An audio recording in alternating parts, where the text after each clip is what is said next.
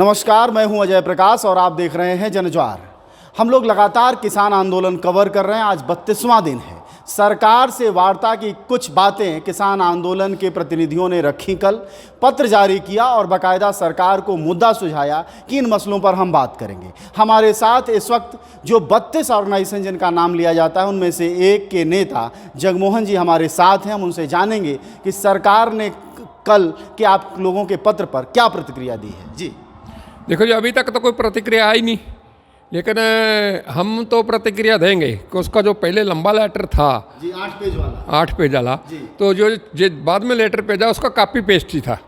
और उसमें एक बड़ा यानी उन्होंने हेरा फेरी किया कि आपने एक नया डिमांड डाल दिया है यानी एमएसपी को लीगलाइज करने वाला। लेकिन फ्रॉम फर्स्ट डे का पाप 5 जून को ये ऑर्डिनेंस जारी हुआ और 7 जून को हमने मेमोरेंडम प्रेसिडेंट ऑफ इंडिया को ये ऑर्डिनेंस को कैंसिल करने के लिए। उसमें भी हमारा था कि एमएसपी को लीगलाइज करना चाहिए। यानी हमारी 4 डिमांड थी, 5वीं अब जुड़िया 3 है। फर्स्ट 3 कानून जो है एग्रेरियन सेक्टर के साथ उनको रद्द करने की थी। उसके बाद थी यानी एमएसपी को लीगलाइज करने वाली। उसके बाद थी यानी जो प्रपोज्ड इलेक्ट्रिसिटी बिल है उसको ख़त्म करने की। और बाद में ये पोल्यूशन वाला जो ऑर्डिनेंस हुआ उसमें एग्रेरियन सेक्टर पर जो जुर्माना वो है उसको यानी अमेंड करने की। कल जो आप लोगों ने पत्र जारी किया है वह 7 जून वाले का ही एक्सटेंशन है, वही सिलसिला है, नया कुछ नहीं। अभी वो बोलते थे कि आप मीटिंग तय कीजिए, आप डेट तय कीजिए, टाइम कीजिए, हमारा दरवाज़ा खुला है। हम भी बोलते हैं दरवाज़ा खुला है, लेकिन बात ये है कि उनका जो नीयत है वो बहुत ख़राब था। यानी वो चिट्ठी का गेम हमारे साथ खेलते थे। और पहले मीटिंग का गेम खेला, 5 मीटिंग हुआ, कुछ नहीं निकला, फिर चिट्ठी का गेम खेला।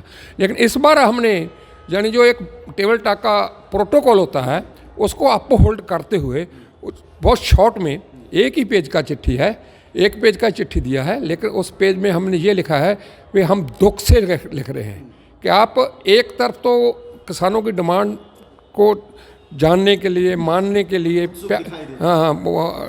देते हैं कि हमारा दरवाजे खुले हैं, और दूसरी तरफ जो बीजेपी है वो, जो इंडियन गवर्नमेंट है वो समानांतर यानी सभी गवर्नमेंट मशीनरी को यूज़ करते हुए इन ऑर्डिनेंस को जायज़ ठहराने के लिए और हमारे संघर्ष को गलत ठहराने के लिए कभी उसको खालिस्तानी बोलते हैं, कभी नक्सल बोलते हैं, कभी अपोजिशन के पेज बोलते हैं, कभी दलाल भी बोलते हैं।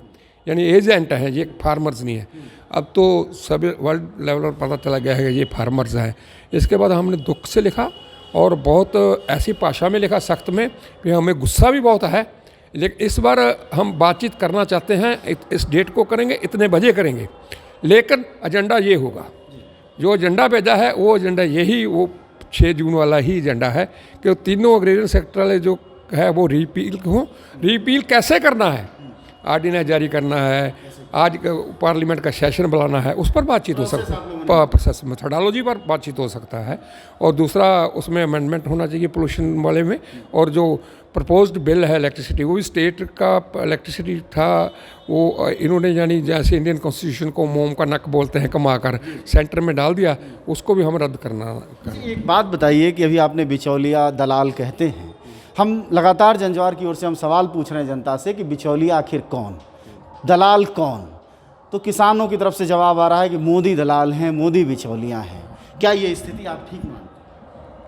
ये तो अगर आम साधारण किसान बोल रहे हैं तो मेरा ख्याल है कि ये बात भी हमें इससे ही पता चलता है कि ये जो हम फार्मर्स का ऑर्गेनाइजेशन शुरू किया था ये मासस का हो गया है, यानी ये जन आंदोलन हो गया है।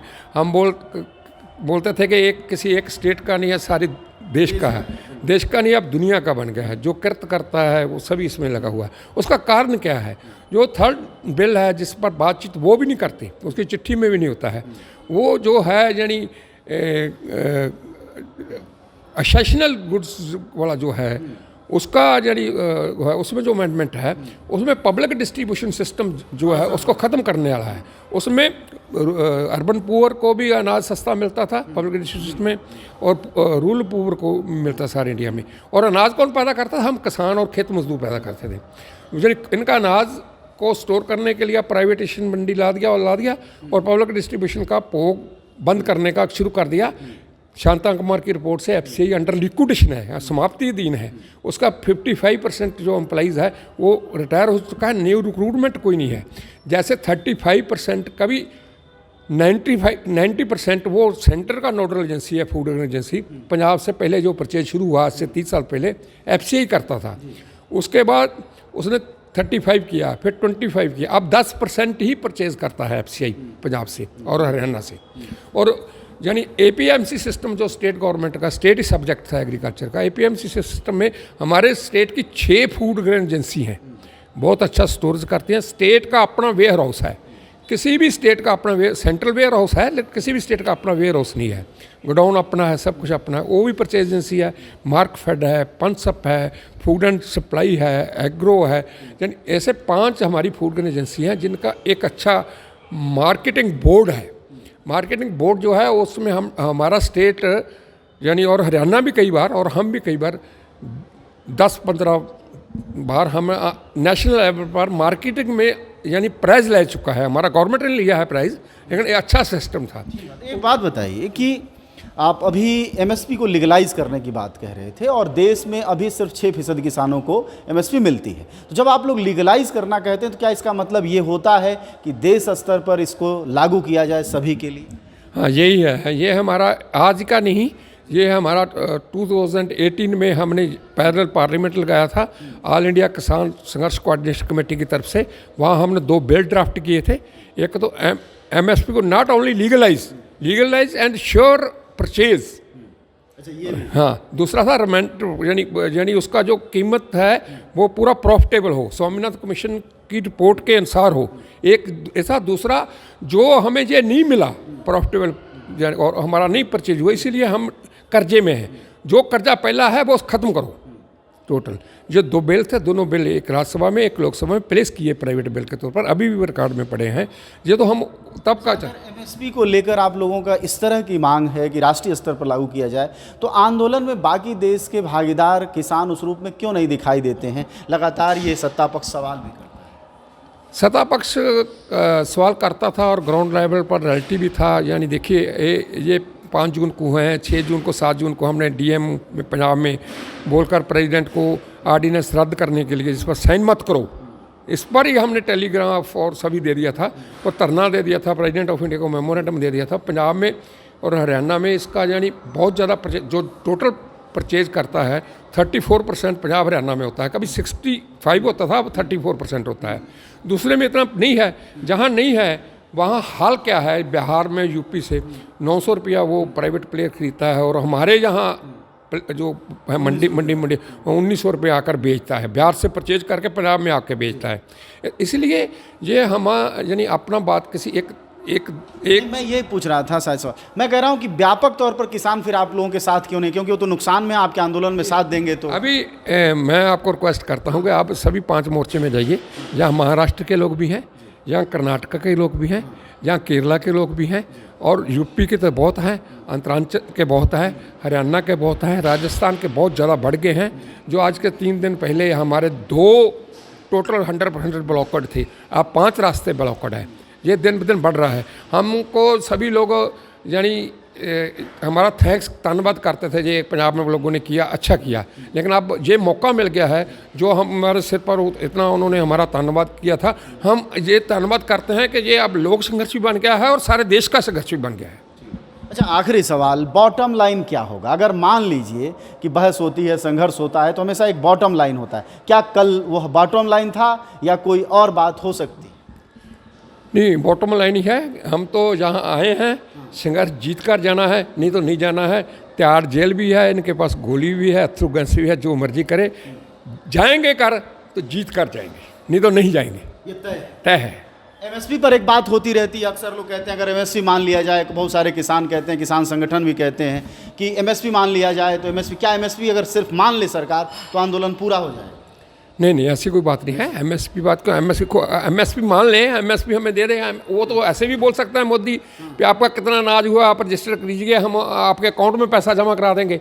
लेकिन हम अनाज पैदा करते हैं और अर्बन पुअर के लिए पैदा करते हैं, रूरल पुअर के लिए पैदा करते हैं। ये जो लोग अगर एमएसपी का डिमांड हमें पूरा कर दिए, हमको बहुत सारे ऑफर्स आए, हम डिक्लेयर कर देते हैं कि पंजाब को विशेष पैकेज दे देंगे। ये सब विशेष पैकेज में तो हमारा जो लालच भी दिया। हाँ, और लालच में बिहार का सीएम फंसा नीतीश कुमार, और 2006 में वहाँ एमएसपी खत्म हुआ, और ख़त्म हुआ उस बार स्टडी है क्या हल हुआ, वहाँ 800-900 रुपये पैडी बिक रहा है, हमारा 2000 रुपये बिक रहा है। इसलिए ऐसी लालच में हम पंजाब के नहीं आए। हमने यही कोशिश किया कि पंजाब का आंदोलन देश का आंदोलन बने, और हमारी कोशिश को जितना हंगारा दिया है सभी स्टेट के किसानों ने और आम लोगों ने, हम उनका आपके जरिए धन्यवाद करते हैं। और उनको दूसरे जो अभी नहीं आए, असम से नहीं आए, कश्मीर से नहीं आए, त्रिपुरा से नहीं आए, उनको रिक्वेस्ट करते हैं आएँ, जुटें, आपने अपने स्टेट में करें। जैसे बंगलौर में बहुत बड़ा हो रहा है, ऐसे यानी कलकत्ता में भी हुआ है, बम्बे में अडानी के ऑफिस में बहुत बड़ा हुआ है, अपने स्टेट में भी करें और यहाँ भी जुटें। मैं आखिरी सवाल यही से ख़त्म करूंगा, वो ये कि अडानी और अंबानी के खिलाफ ही किसान आंदोलन की आवाज़ बहुत साफ क्यों दिखाई दे रही है, ऐसा क्या? नहीं, देखिए, ये जो आंदोलन है, देखिए एक दिन में कोई ऐसा आंदोलन नहीं हो सकता जैसा आंदोलन है। ये आंदोलन जो 2012 में बाली में, इंडोनेशिया के कैपिटल टूरिस्ट प्लेस भी है, सभी लोग जानते हैं, वहाँ कमलनाथ जी जो वन मंत्री थे यानी मनमोहन सिंह की गवर्नमेंट में, उसकी प्रधानगी में मीटिंग हुआ था। या उसका एजेंडा ये था एग्रीमेंट ऑन एग्रीकल्चर प्रोडक्शन। तो जो WTO में जो भी MNC हैं या जो भी इंपीरियलिस्ट कंट्री हैं, सभी का ये इच्छा थी, इस यानी जो इंडिया एग्रीकल्चर प्रोडक्शन में वर्ल्ड में 2 नंबर पर है। 1 नंबर चाइना है, चाइना इतना नहीं कभी WTO में आ जाता है, कभी बाहर निकल जाता है। इसको इंडिया की यानी एग्रीकल्चर प्रोडक्शन को कंट्रोल करने के लिए, इस पर अपना मोनोपोली करने के लिए सभी मल्टीनेशनल कंपनियों WTO का एजेंडा था। लेकिन सबसे आगे और प्रिय मित्र मोदी के अडानी बानी है, इसलिए वो उसका नाम टारगेट में ज़्यादा आता है। लेकिन सभी जो भी इंपीरियलिस्ट है, जो भी MNC है, सभी का ये एजेंडा है और इसको वो करना चाहते हैं। इसमें दूसरी बात ये जुड़ी है कि जब 40 ईयर्स से पहले से ये ग्रीन रेवोल्यूशन हुआ, जो हमारा इनपुट्स है, जिसमें फर्टिलाइजर है, नदीनाशक है, कीटनाशक है, उसके बाद यानी ट्रैक्टर है, ट्यूबवेल है, जो हमारा है, उस पर मल्टीनेशनल कंपनी का कब्जा ही है। फोर्ड का होगा, मैसी का होगा, दूसरा और फॉरेन का भी है, बड़े बड़े ट्रैक्टर भी है, कंबाइन पर भी उनका कब्जा था। अभी वो इनपुट पर सारा देखें, जो हमारा आउटपुट है, जो हमारा प्रोडक्शन है, उस पर कब्जा करने का ये एजेंडा 2012 से चला और बहुत तेज़ी से, एकदम जल्दी से कोरोना महामारी के दौरान, यानी एक आपातकालीन होता है जो इंदिरा के समय था, एक आफतकालीन होता है, आफतकालीन। आपातकालीन को यूज़ किया था इंदिरा गांधी ने एमरजेंसी लगाकर, और आफतकालीन को किया है ये सबसे ज़्यादा महाझूठ बोलने वाले मोदी ने। उस आफतकालीन को यूज़ करते हुए ये एकदम 3 ऑर्डिनेंस का परोठा पकाया, और उस परोठे में को यानी राज्यसभा में जितना सेक लगना चाहिए था, जैसे हाथ खड़े जैसा एक प्रोसीजर होता है पार्लियामेंट का, वो भी नहीं किया। एकदम राष्ट्रपति से मक्खन लगाकर ये कानून बना दिया, और संविधान का ये ब्लैक कानून बन गए हैं। जब तक ये संविधान से निकले नहीं तब तक हम लड़ेंगे, जीतेंगे या मरेंगे। धन्यवाद। हमारे साथ बातचीत कर रहे थे किसान आंदोलन के 32 नेताओं में से एक नेता जगमोहन, और उन्होंने एक आखिर में जो सबसे तगड़ी बात कही वो ये कि आपातकाल इंदिरा गांधी और अब यह है आफतकाल। प और फ का फर्क है, आप नुक्ते का ध्यान रखिएगा। प और फ से बहुत फर्क हो सकता है, लेकिन आपातकाल की जगह कांग्रेस के आपातकाल के बाद भाजपा के आफतकाल से यह देश गुजर रहा है, और किसान कह रहे हैं हम लड़ेंगे, जीतेंगे, लड़ के मरेंगे या जीत कर जाएंगे।